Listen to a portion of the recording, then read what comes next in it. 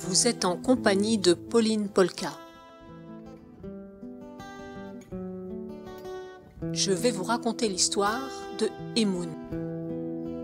Un des 12 contes de la collection des 12 contes de midi aux éditions L'Harmattan.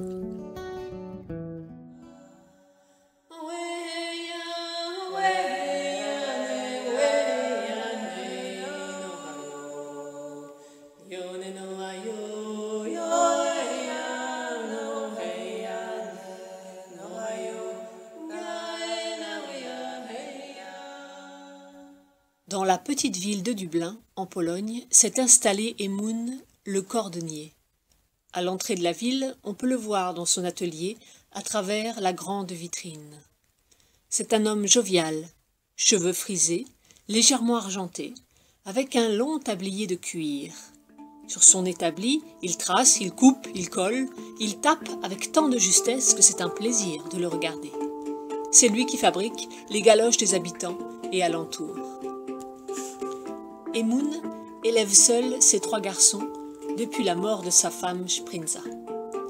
La vie passe et aujourd'hui l'hiver est déjà là. Emoun se fait vieux et son métier ne lui rapporte plus suffisamment pour satisfaire tous les besoins de la famille. Les garçons sont grands et la maison est devenue étroite. Un soir, à table, Emoun a une conversation avec ses enfants et leur dit que pour devenir des hommes, il faut qu'ils aillent faire leur propre vie. La rentrée est largement passée et ils doivent accomplir leurs projets d'avenir. Après les fêtes de fin d'année, Azor, l'aîné, part à Varsovie, où il trouve un travail de livreur dans un dépôt de vêtements. Peu de temps après, Jacob, le cadet, le rejoint à la capitale et se fait embaucher comme tâcheron-couvreur. Miro, le dernier, reste à Dublin pour apprendre le métier de cordonnier avec son père. À Varsovie, les 2 frères ne se voient que très rarement. Jacob peine à trouver un travail, il se sent comme étranger en ville. Et quand, du haut des toitures qu'il rénove, il a la vue sur l'horizon, il pense à Lublin, son cœur est resté là-bas. Azor, lui, est un travailleur sérieux, ambitieux et apprécié. Il comprend vite qu'il a une chance à saisir lorsque son patron lui ouvre ses portes. Celui-ci n'a pas de fils, et sa fille Lila, plutôt timide, s'intéresse à lui. Et en bon père, il prend le temps de la réflexion et se dit qu'Azor, gérant bien l'entreprise familiale qu'il lui a confiée, est un parti intéressant pour sa fille. Voilà, tout est dit, il faut les marier, sans attendre. 1 an après le mariage, les 2 frères ne se fréquentent plus du tout. Azor a du mal à supporter que son frère Jacob mette comme une tache de pauvreté sur sa nappe blanche. De son côté, Jacob trouve que son frère est devenu avare, et même radin. La folie de toujours réussir plus et d'avoir de plus en plus d'argent lui aurait-il fait perdre le bon sens. Pour Jacob, être tâcheron et vivre en ville sans confort avec si peu de travail le rend triste. Mais pour rien au monde, il ne confierait sa nostalgie à son père et encore moins à son frère. Ainsi les années passent. Azor, toujours préoccupé par ses affaires, finit par oublier son frère, Jacob. Et lorsqu'il a une pensée pour lui, il la chasse. À l'occasion de la nouvelle année, Azor reçoit une lettre de son père, qu'il lit attentivement. Sa femme qui est là écoute. Cher enfant, un bonheur nous arrive à Lublin.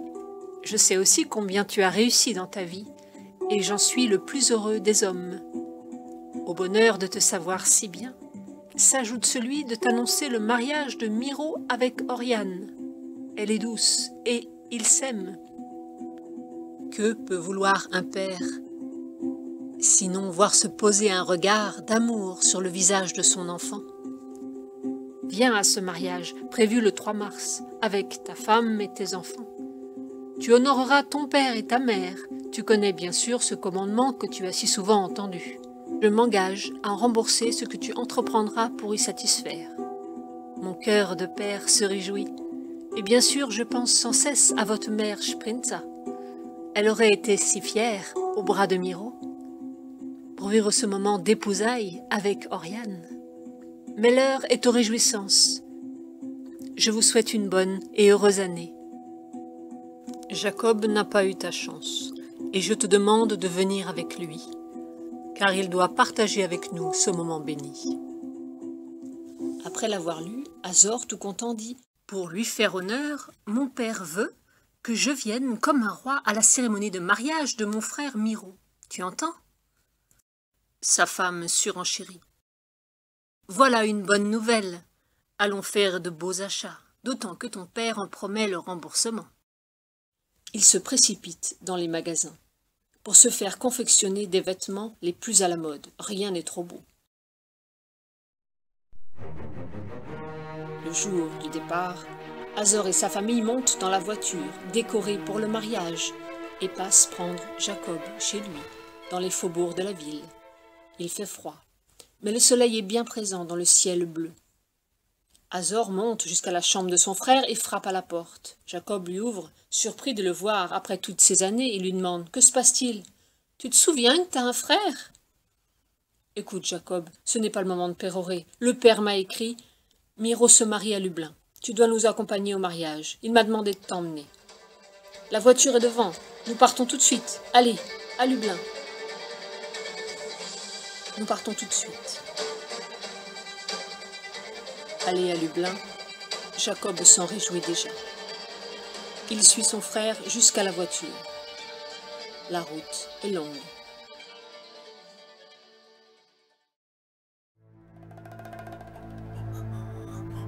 En fin de journée, la voiture d'Azor arrive au village. Tous les habitants sont là pour les accueillir. Les villageois se réjouissent. Quelle belle voiture! Quelle harmonie! La veste, le pantalon, les chaussures! Ce doit être le cousin milliardaire, celui d'Amérique. Vous n'y êtes pas, c'est le fils d'Emoun. Il habite Varsovie, sa femme est une riche héritière. C'est quelqu'un maintenant. Voilà sa femme qui descend, comme elle est belle, son collier qui brille comme un joyau, et ses boucles d'oreilles en or, et ce chapeau impressionnant qui lui va à merveille. Bref, les commentaires des habitants vont bon train, jusqu'à ce qu'enfin, discret et un peu mal à l'aise devant tant de parures et d'éloges, Jacob sort à son tour. Il est habillé comme hier.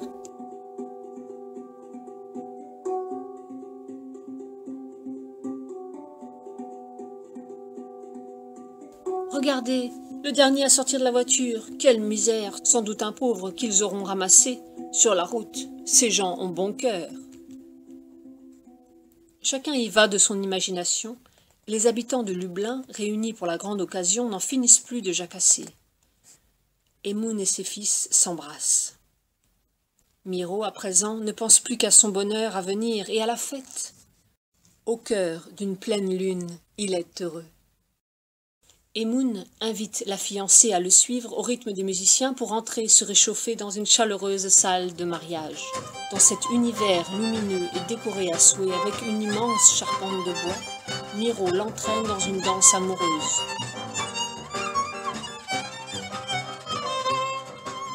Oriane est ravie. Elle tourne comme une toupie. Avec sa belle robe, à volant, peu à peu les invités forment un cercle où les fiancés entretiennent la cadence.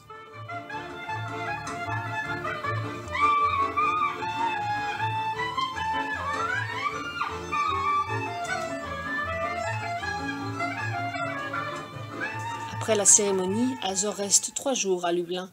Puis un soir, il va trouver son père dans sa chambre pour lui annoncer son départ. « Père, je suis commerçant. Je ne peux pas m'absenter trop longtemps de la boutique. Les affaires m'appellent, j'ai maintenant des responsabilités. Demain, je dois rentrer à Varsovie pour lancer la nouvelle collection de printemps. » « Fais ce qui est bon pour toi, mon fils. Je comprends que tu ne puisses plus disposer de ton temps comme tu l'entends. Tu es un homme de devoir. Pars, bien comme tu le souhaites. Je suis très heureux que tu aies pu venir. » Azor se sent tout à coup mal à l'aise. Son père ne réagit pas comme il s'y attendait. « Père, j'ai été très heureux d'être avec vous, ici. Mais puisque tu n'abordes pas la question, je dois le faire. Tu sais que pour venir, j'ai dépensé beaucoup d'argent. Voici la note détaillée des sommes que j'ai dû débourser. » Emoun regarde avec attention la note qu'Azor lui tend. Il prend du temps pour répondre comme s'il se pénétrait du contenu de la note et des dépenses, et il lui dit « Je suis vraiment content, mon fils. Tu vis si bien. Tu as dépensé sans compter pour toi et les tiens. Puisses-tu vivre en bonne santé jusqu'à 120 ans et que toute ta famille porte ces vêtements magnifiques dans le bonheur et la joie. » Azor est de plus en plus embarrassé. « Mais père, ne comprends-tu pas? Il ne s'agit pas de cela. Tu m'as dit dans ta lettre que tu rembourserais les dépenses occasionnées pour le mariage. » « Tu dois me rembourser l'argent que j'ai dépensé, comme tu t'y es engagé. » Le père a soudain l'air soucieux. « Es-tu sûr de ce que tu dis? Veux-tu me montrer la lettre que je t'ai envoyée ?» Inquiet, Azor lui tend la lettre. Emoun lit le passage à haute voix. « Viens à ce mariage avec ta femme et tes enfants. Tu honoreras ton père et ta mère. Tu connais bien sûr ce commandement que tu as si souvent entendu. Je m'engage à rembourser ce que tu entreprendras pour y satisfaire. Mon cœur de père se réjouit et bien sûr je pense sans cesse à votre mère Sprinza. Elle aurait été si fière d'être au bras de Miro pour vivre ce moment d'épousailles avec Oriane. Mais l'heure est aux réjouissances. Je vous souhaite une bonne et heureuse année. Jacob n'a pas eu ta chance et je te demande de venir avec lui, car il doit partager avec nous ce moment béni. Emoun. Tu vois, lui dit Azor, j'avais bien lu, tu l'as écrit. Emoun garde le silence un moment et s'assoit sur le lit. Il semble attristé par la réaction de son fils, et même peiné d'avoir à lui faire comprendre quelque chose d'important qu'il aurait dû comprendre de lui-même. Reprenons, si tu veux bien. Tu honoreras ton père et ta mère. Tu connais bien sûr ce commandement que tu as si souvent entendu. Je m'engage à rembourser ce que tu entreprendras pour y satisfaire.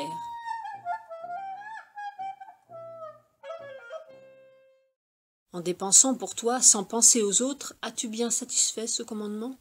Si tu avais vraiment voulu honorer ton père et ta mère, tu aurais aidé ton frère sans te détourner de lui. Tu aurais fait en sorte qu'il ne vienne pas en haillons à la cérémonie. Être plus proche de lui aurait fait sûrement plaisir à Sprinza et à moi aussi. Tu n'as dépensé cet argent que pour t'honorer toi-même. Et je ne peux pas te rembourser l'argent que tu as dépensé sans compter. Azor est reparti, sans mot dire, à Varsovie, et Jacob est resté à Lublin.